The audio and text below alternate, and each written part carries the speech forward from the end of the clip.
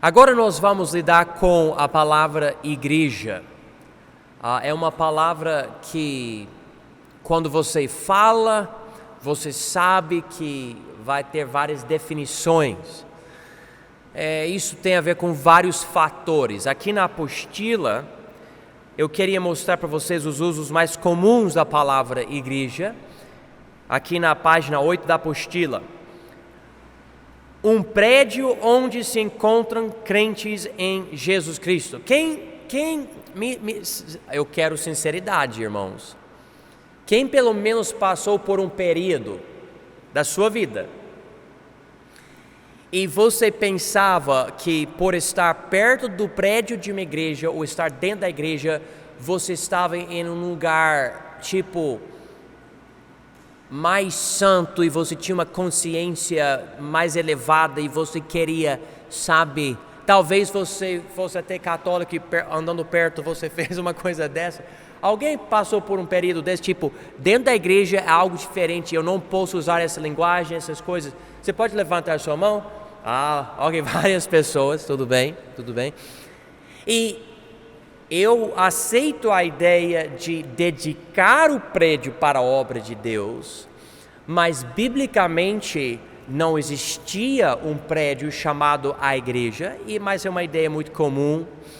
Provavelmente isso tem a ver com a igreja católica, onde eles colocam um monte de ídolos nas paredes e tudo.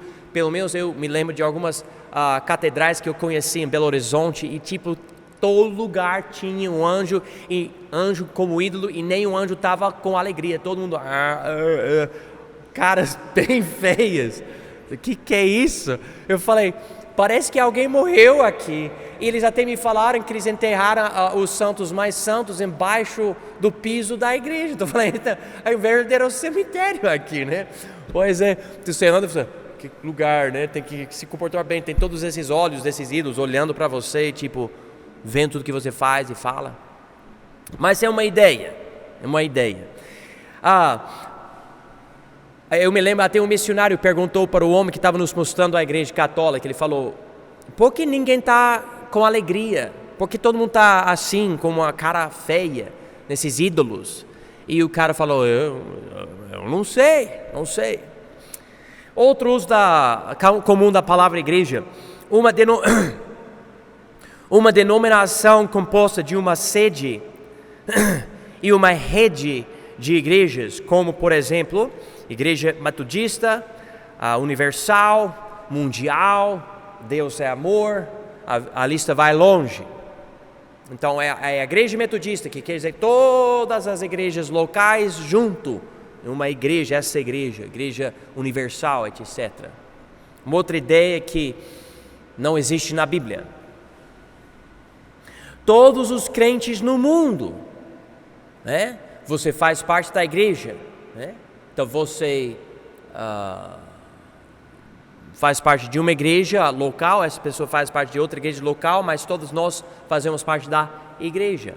Uma ideia comum. Um ministério cristão que funciona como igreja, como por exemplo um canal no YouTube que mantém cultos. Eu conheço um homem, ele parece que toda a doutrina dele é boa, pelo que eu vi, mas os cultos ou as pregações dele, ele chama isso uma igreja na internet. Eu uso o YouTube também, mas para dizer que é uma igreja é difícil para mim. Número 5, o mundo como um líder político, com um líder político e religioso. Então, um homem, ele é um líder político e religioso, então é o líder da nação, do império e também da igreja. Tinha homens que pegavam Mateus 13, que eu falei para vocês abrirem suas Bíblias em Mateus 13, e aqui tem a parábola do joio, e você lê aqui como algum inimigo plantou joio no meio do trigo, e os obreiros falaram para o mestre, vamos arrancar esse joio, e ele falou, não, para que ao colher o joio, versículo 29, não arranqueis também o trigo com ele. Em versículo 36, eles falam no fim do versículo: explica-nos a parábola do joio do campo. E ele respondendo disse-lhes: o que semeia a boa semente é o filho do homem, o campo é o mundo, e a boa semente são os filhos do reino, e o joio são os filhos do maligno. Mateus 13:39. O inimigo que o semeou é o diabo, e a ceifa é o fim do mundo, e os ceifeiros são os anjos.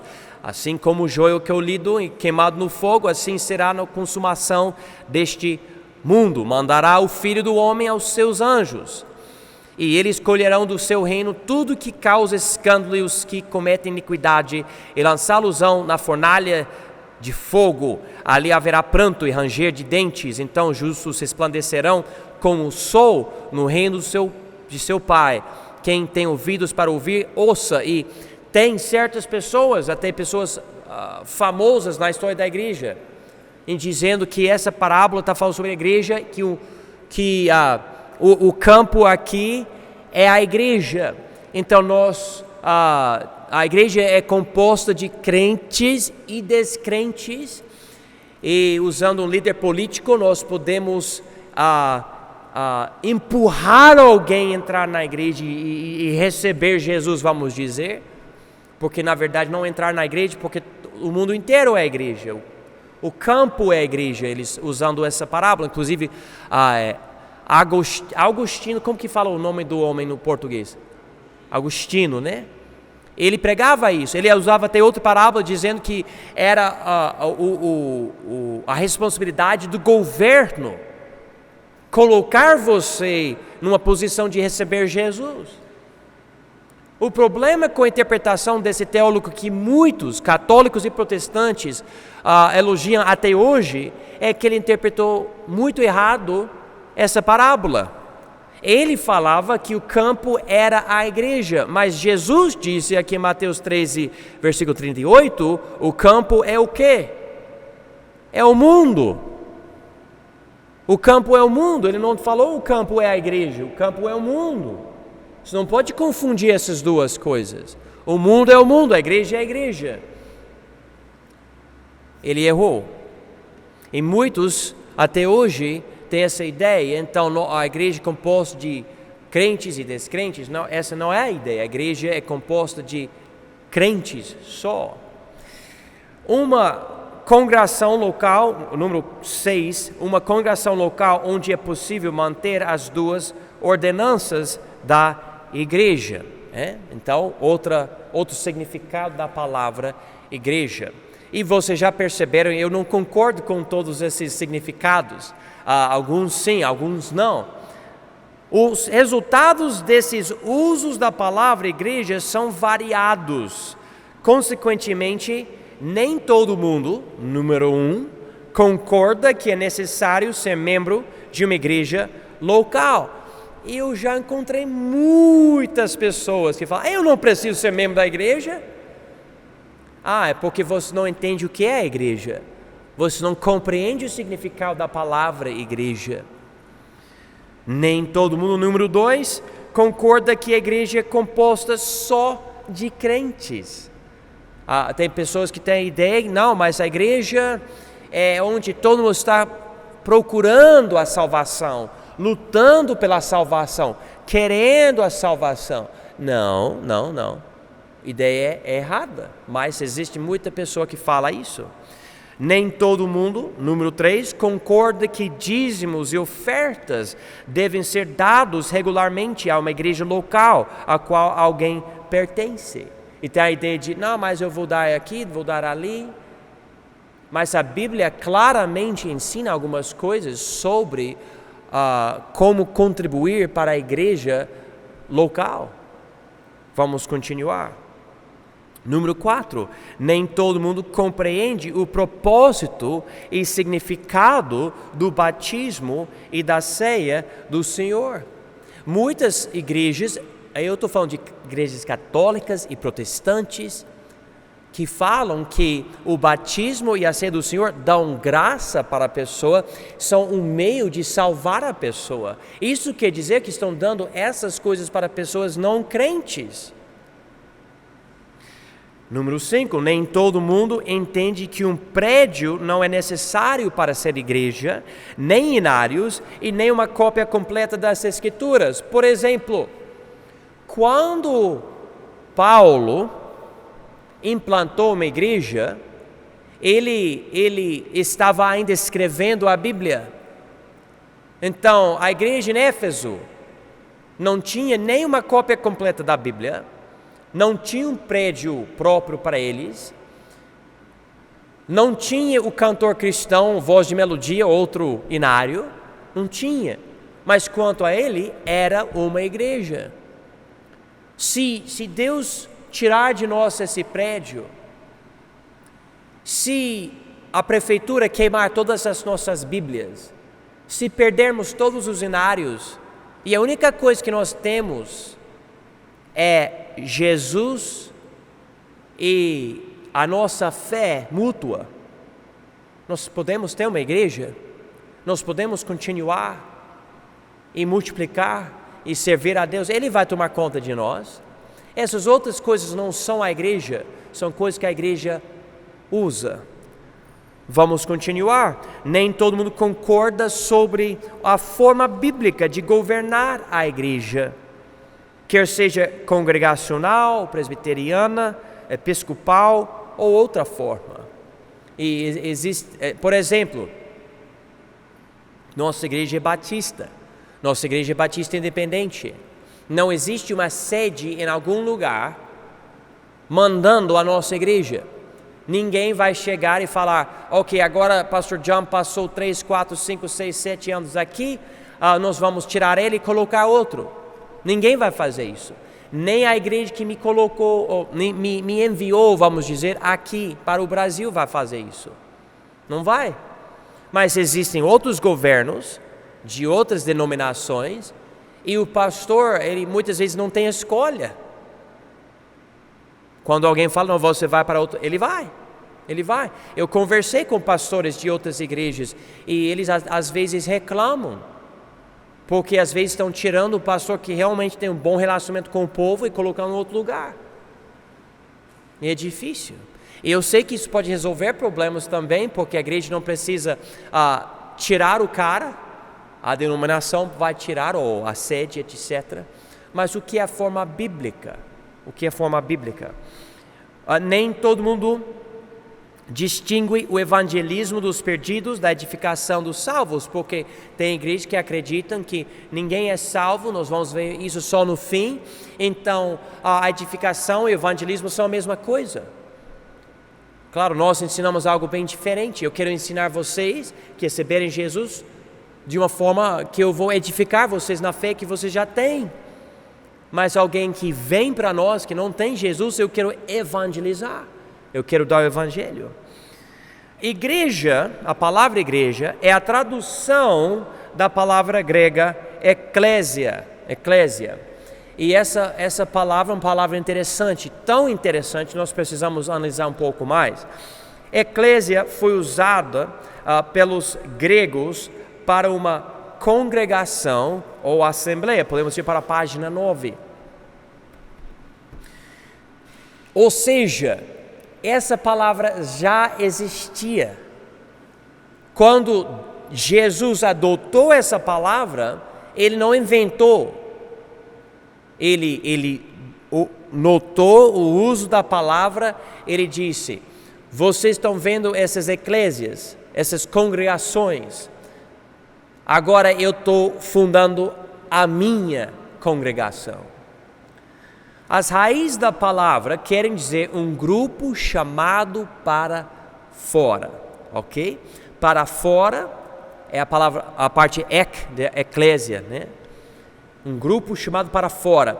Então, para fora quer dizer tem natureza distinta do mundo. Você estava no mundo, você andava com os outros, você fazia as coisas que os outros faziam, mas você agora está, você foi chamado para fora, você é diferente. Ele diz aqui, ou tem aqui na folha, desculpa, um grupo, porque a ideia é uma assembleia, uma congregação.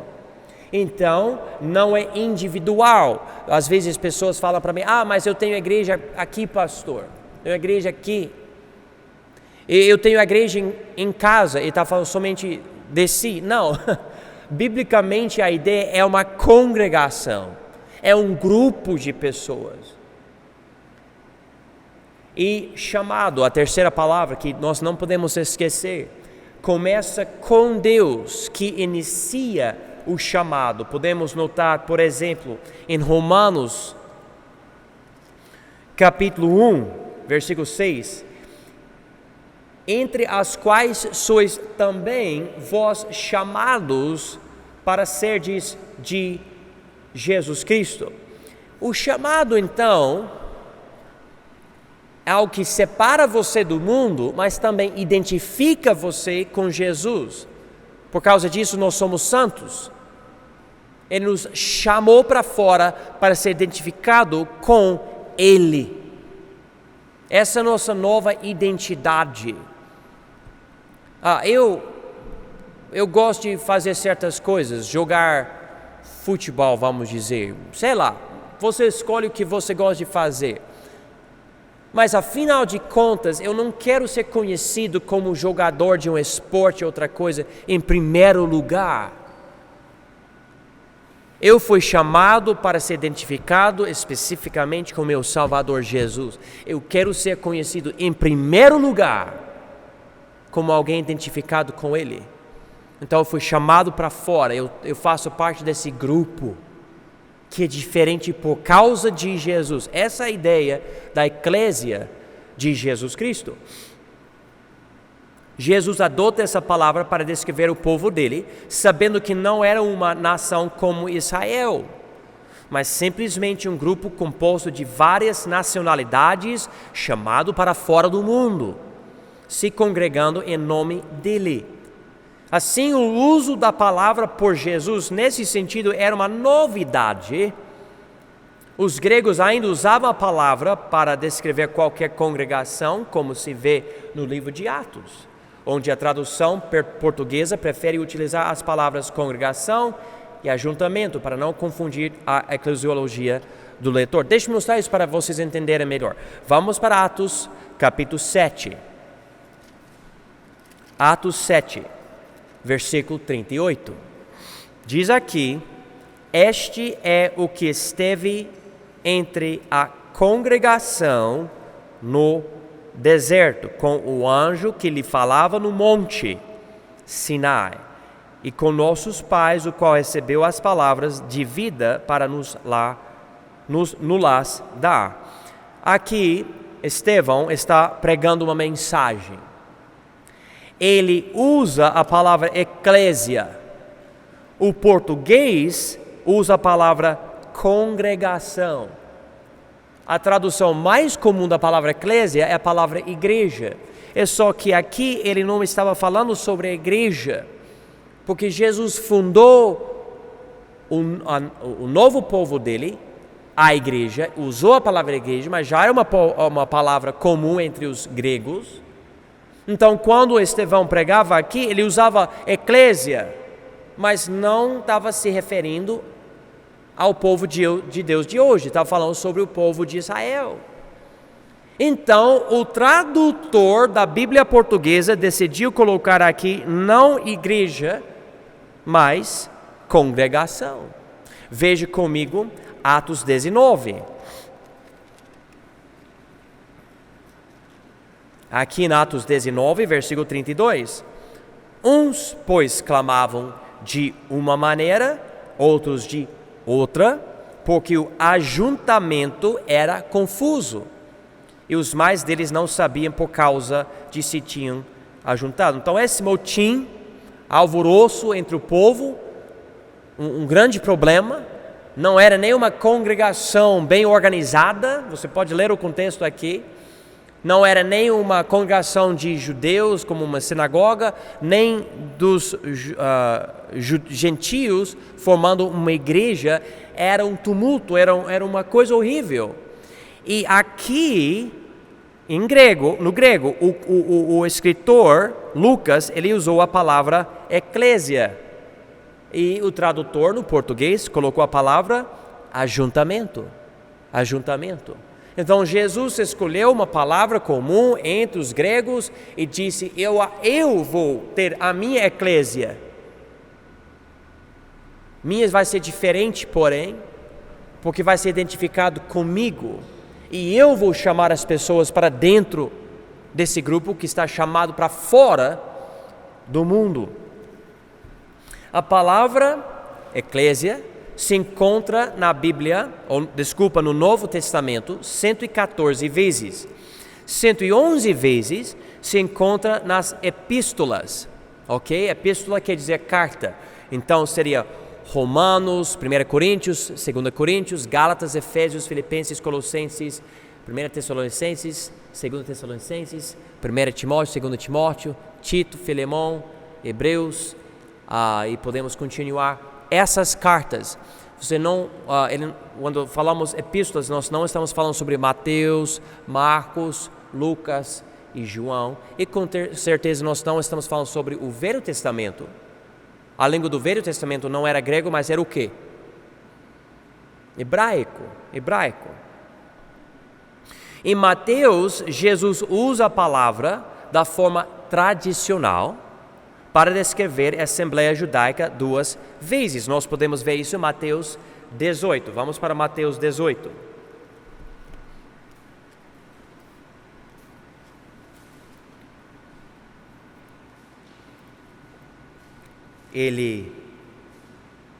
Jesus aqui, conversando com os judeus. Ora, versículo 15 de Mateus 18. Se teu irmão pecar contra ti, vai, repreende-o entre ti e ele só. Se te ouvir, ganhaste a teu irmão. Mas se não te ouvir, leva ainda contigo 1 ou 2, para que pela boca de 2 ou 3 testemunhas, toda a palavra seja confirmada. E se não as escutar, diz-o à igreja, eclésia.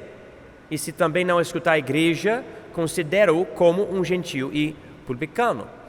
Nós entendemos o seguinte: Jesus estava se referindo à congregação judaica, sinagoga, seja o que for, para resolver um problema.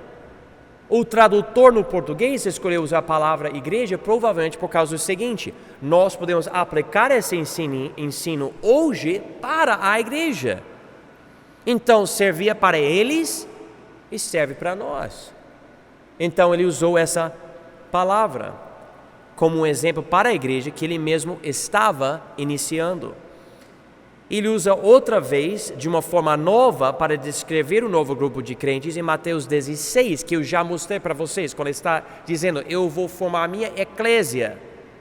Ok? Então, nós entendemos, tem a palavra 114 vezes no Novo Testamento, 111 vezes nas epístolas, e quando Jesus está pregando, nós encontramos a palavra somente 3 vezes, e essas 3 vezes somente no livro de Mateus. Daí, com tudo isso, há certos debates sobre o possível duplo sentido da palavra igreja. Eu não tenho tempo para lidar com esse debate hoje à noite, mas se vocês puderem orar por mim, para que eu possa lidar com isso, semana que vem, Deus permitindo, eu vou lidar com os debates. Por enquanto, é importante entender o significado da palavra eclésia, ou hoje a palavra igreja, e que a palavra é muito mais usada nas epístolas do que nos registros do Evangelho, Mateus, Marcos, Lucas e João. E vamos ver o que nós vamos aprender semana que vem.